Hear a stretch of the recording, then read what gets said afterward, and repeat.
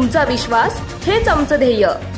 पाथर्डी येथील आरोग्य माता रुग्णालय आणि ज्योती भवन या आरोग्य सेवेच्या केंद्रबिंदूला यंदा 25वे वर्ष पूर्ण होत आहे। गेल्या पाव शतकात मेडिकल मिशन सिस्टर्स बंगलोर या संस्थेच्या माध्यमातून तब्बल 50,000 महिलांची नैसर्गिक प्रसूतीची यशस्वी परंपरा घडवणारे हे कार्य आज ग्रामीण आरोग्य सेवेचे प्रेरणास्थान ठरले।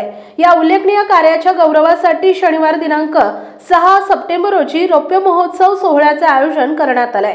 संस्थेच्या महासंचालिका सिस्टर जेमा, पाथर्डी येथील संचालिका सिस्टर लुसी डिब्रिटो, व्यवस्थापक सिस्टर शीला जाधव, वसतिगृह व्यवस्थापक कीर्ती मकासरे आदींनी संस्थेविषयी माहिती देऊन या रौप्य महोत्सवासाठी जास्तीत जास्त संख्येने सर्वांनी उपस्थित राहण्याचे आवाहन केले आहे। सर्वांना नमस्कार।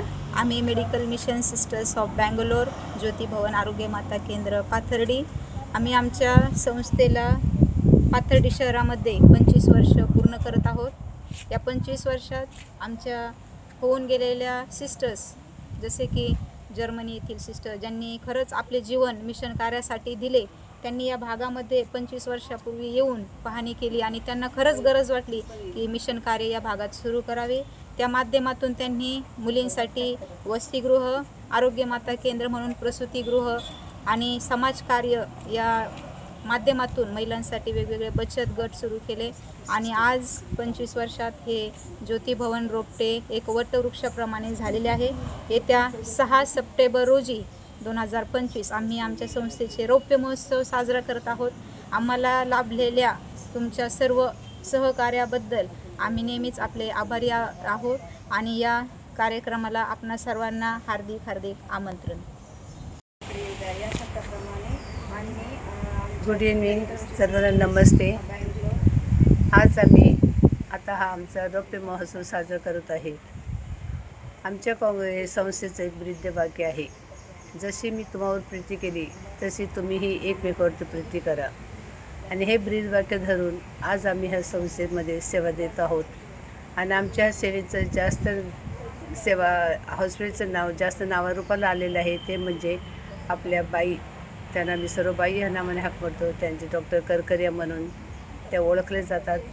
त्यांनी बरेच वर्ष शेवगावला सर्व्हिस दिलेली आहे आणि तिथून इथं आल्यानंतर पण त्यांनी बरीच सेवा केलेली आहे। त्यांच्या हातून बऱ्याच डिलिव्हरी झालेल्या आहेत आणि बऱ्याच लोकांना जीवदान मिळालेले आहे, बाळांना पण जीवदान मिळालेलं आहे आणि त्यांच्या सेवेमुळे आज ही आमची आरोग्य माता केंद्र हे खूप नावारूपास आलेलं आहे आणि आम्हालाही त्यांची खरं वाटते की आज ते आमच्यामध्ये नाही आहेत, पण त्यांच्याच नावाचा हा गौरव सर्व होत आहे आणि त्यांना आम्ही ईश्वरचरणी प्रार्थना करू की त्यांच्या आत्म्याला चिरशांती लाभावे।